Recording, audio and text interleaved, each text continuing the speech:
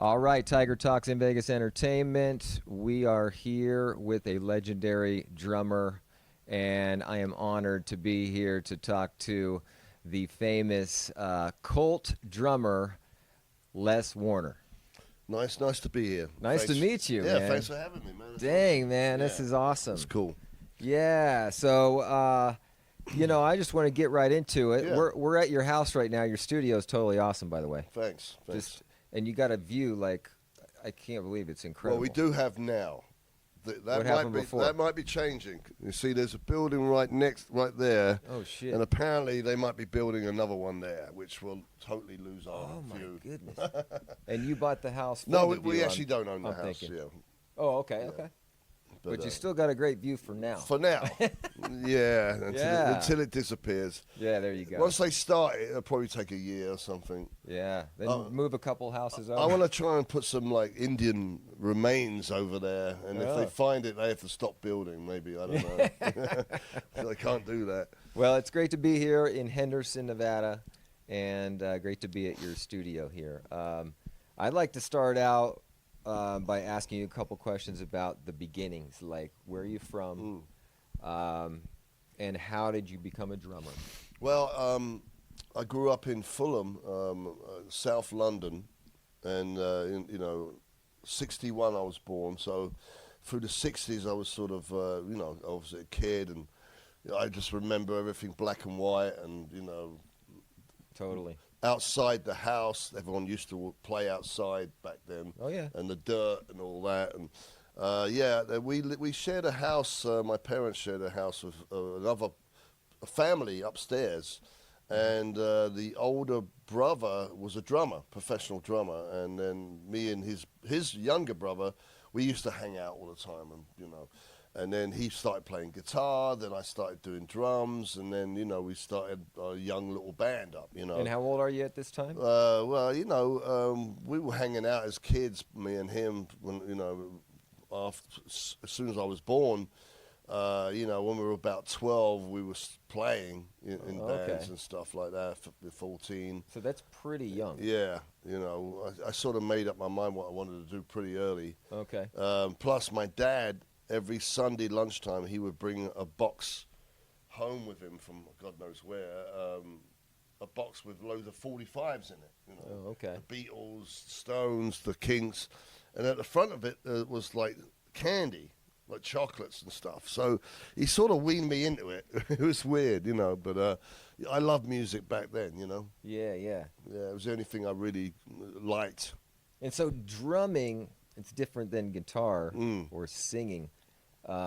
What got you into the drums? You just got a drum set and banging on the drums. Yeah. You just felt that. You loved the drums. I had that feeling. Yeah, the drummers always. I always looked at the drummers, and it was just a thing, Yeah, I used to really feel the groove. I felt the through feeling. Through drums. Yeah, and it was a natural progression to do it. You know what I mean? Yeah. Rather than anything else. I mean, I play bass now, and I love playing bass. But between bass and drums, what would you say? Well, drumming, I'm known for my drumming. Yeah. And I'm not really a very good bass player. I haven't got my theory down properly, but I'm working on that. I'm getting that together. I toured with the Dead Boys playing bass, and that was a lot of fun. I mean, you got to think about it, I was 40 years behind the drum kit. 40 years. Pretty much. And then I've discovered bass. I'm like, I'm at the front of the stage, hanging out and having fun. It's great. Yeah. So as far as like training in drums, did you have lessons? Like 2 lessons. 2 lessons. So it was just show me how listening? to use the bass drum and the hi-hat. Just show me how to use the 3 different things. And then you kind of put it together. And then I put it together. Listening to different bands? Yeah, I listened to like Simon Kirke from Bad Company, and Ringo and Bonham and Ian Pace. I used to listen to a lot of those guys. The drummer from Thin Lizzy was one of my favorite Thin drummers. Lizzy, wow. Yeah, and so back in the beginning, so when I was come like 73, I sort of come of age, 15 or 16. Okay. Yeah, maybe, yeah. But so I was going for professional gigs at that point, you know, and I played with this blue. And in the pubs in London, it was all blues bands playing. Oh. Because this is before punk happened. Punk happened 77. Yeah, yeah. So all the bars, all the pubs in London were, you know, Hopeless Wanker, they called it, Golden Lion. All these pubs all had great bands in, and it was a lot of blues. Were they taking it like after, shuffles, you know? Were they taking it after American blues, like B.B. King and Well, stuff? they all came from that anyway. But Okay. yeah, pretty much, you know, Okay. the Radical Sheets, the Blues Band, Dr. Feelgood, all those bands. And I played with a band called the Cobras. So I really did a lot of that work at the beginning was really vital to my to how I am today, you know, because I really cut my teeth back then on shuffles and blues. On shuffles, yeah. Which is really groove orientated and very, very. You have to have that groove to play that. Yeah. You know, So that you know, behind. stylistically. So you're playing behind everything. You know. Okay. Yeah. Yeah. You know, Gotcha. you're driving the bus. So I Uh-huh. got a lot of my education back then, but I never got into. Learning all the technical stuff of drumming. Okay. I just didn't have the mentality. So you're kind of you like know. maybe I don't know. Eddie Van Halen. They say Eddie Van Halen didn't have any tutors or anything. He just did it himself. Eddie or Alex. No, I'm saying in guitar wise. Oh, okay. I don't know. You tell me. I don't know if you know anything about Alex Van Halen, but Well, Alex is a phenomenal drummer. I mean, Totally I off. feel like he's as good as his brother on drums. You know what I mean? The guitar Yeah, and drum. They're both as good as each other. Yeah. In their own fields, you know. And they're very sort of proggy. A lot of the later stuff that's proggy. You know, they had this thing going on. I don't know Alex's history. I don't know if he did any rudiments and stuff because I never did the rudiments. you just felt it out Yeah, naturally. I just listened to records and I just copied and played. Wow. That's how I've always learned, and then I learned the songs, you know, and I've always been very good at picking up. I can jam really good. I could pretty much get up there and play a song perfectly Wow. without even really rehearsing. It's a funny thing. So back in the day, was it put the needle on the record and go back, go back, go back? No, I kinda just thing? listened to the whole record, Oh, okay. you know, and I just listened to it. So you got better and better, and then you became a professional drummer. Yeah, I mean, I was really pounding the streets, you know, back in the 70s. You know, God, it smells it. Sorry. dog? My dog. Anyway, I was pounding the streets. You know, you play with as many bands as you can and just try and get that break. And Yeah. I mean, I played with Peter Green back in the 70s for a year. Not anything substantial, but he showed me a lot of stuff. I learned a lot of stuff from him. I played with Randy California from Spirit, the band Spirit, who's an amazing guitar player. Okay. And I think back in the 70s, I did my first session with Julian Lennon. You Wow. know? And it's all about who you know. It's all about socializing, you know. Networking and being and in the stuff? right...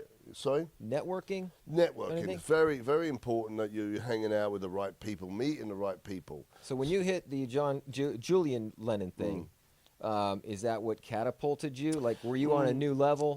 Because he was a celebrity. Still is. Yeah, he was, but this is his first shit he was doing. This is Okay. before he was anything in his own right. Okay. So he was doing his demos, and the demos we did were... But he still had the name. Well, yeah, but he was so young. He was very young. I mean, he was like 14, 15, I think, at the time. Dang. He So was you guys were very the young. same age. Pretty basically. much, yeah. I mean, he was real young, and... Did you get to record with him? Yeah, I did. It was never released, but we did. We did like 2 songs from the Double Fantasy album, his dad's record. We did 2 songs from there, and there's some session guys in there. And it was my first session, you know. I was really green. I was like 16 or 17 at the time. Wow, amazing. Yeah, it was intimidating, but this guy, this guitar player, Carlos, he got me the gig, and you know, and then I started working with Lemmy's son after that. Paul Kilminster, Okay. Lemmy from Motorhead, Yeah, his yeah. son. And he was really young too. His balls hadn't even dropped at that time. And he was just singing up there, it was like Michael Jackson. Right. But yeah, we did. And we got management, and we got a record deal, and it didn't work out. So did you have a 9 to 5 job ever, or Yeah. was it always drumming? Were you Well, going I from did band a to couple. band? I did a couple of stupid jobs. Straight when I left school, I did a couple of things, but it was all I couldn't do it. You know. No, you couldn't do it. Yeah, I couldn't do You were it. an artist Yeah, from the get-go, huh? It was awful. Yeah. Wow. I couldn't handle the restrictions. Yeah, yeah. But yeah, I mean, so you go, you're going around and you're learning, meeting people, and doing stuff and trying to get your name out there, Mm-hmm. and then I even auditioned for AC/DC No kidding. when the original drummer left, and the one that Simon got the gig. Simon Wright, Okay. he got the gig. But I got in the top 5, so that was pretty good. Amazing. And I spoke to the drummer later. From AC/DC? Yeah, the bald guy, Chris Slade. He stayed at my house one night, and he said, "Les, you would never have got the gig because you're too tall." You No, know what I mean? So he said they wouldn't have taken you anyway. Yeah. And Simon was, short and no neck and all that. Yeah. He was perfect. So, but it was nice being on top 5. Yeah. And then after that, it was a couple of other bands I played. I was doing sessions and bits and pieces, and then my manager heard about the Cult. This is '85. Heard about the Cult auditioning. Oh shit! Now we're getting into Yeah. the real stuff Yeah. here. So 150 drummers 150 drummers. went for that gig.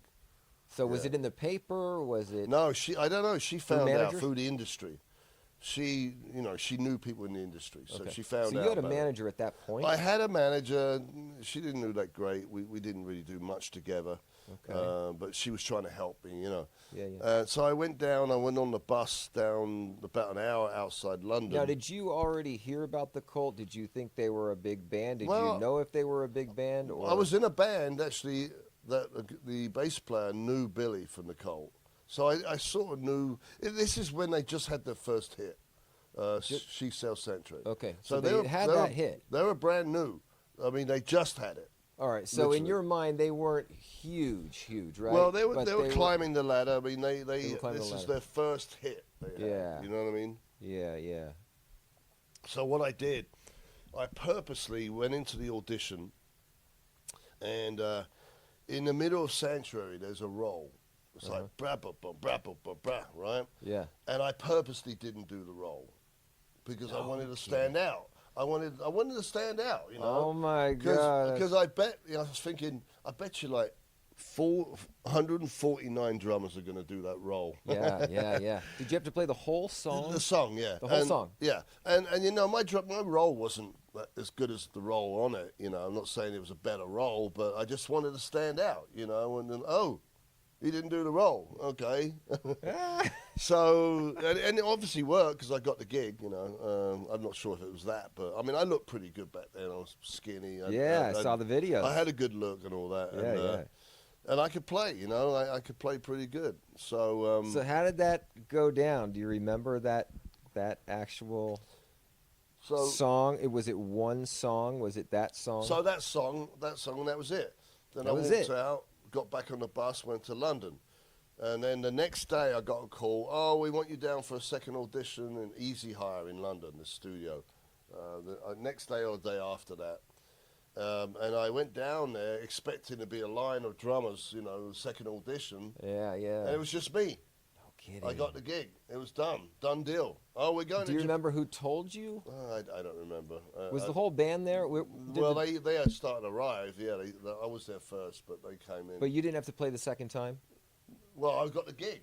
You got the gig, so you didn't have to play the Well, second I time. mean, I had to learn. We had to start rehearsing. Right, but I'm saying You know. that second time was No. they were just told you. I was done. I had got the gig. So did you play just one song that first time, I one think song, so. and then you were out? I think so. Pretty sure. Damn. Yeah. And the whole band played with you. Yeah, yeah. Was that intimidating to you, or was Not it like, really, no. well, No. this is a great I was pretty song? confident back then. I was confident Okay. of my ability and my look.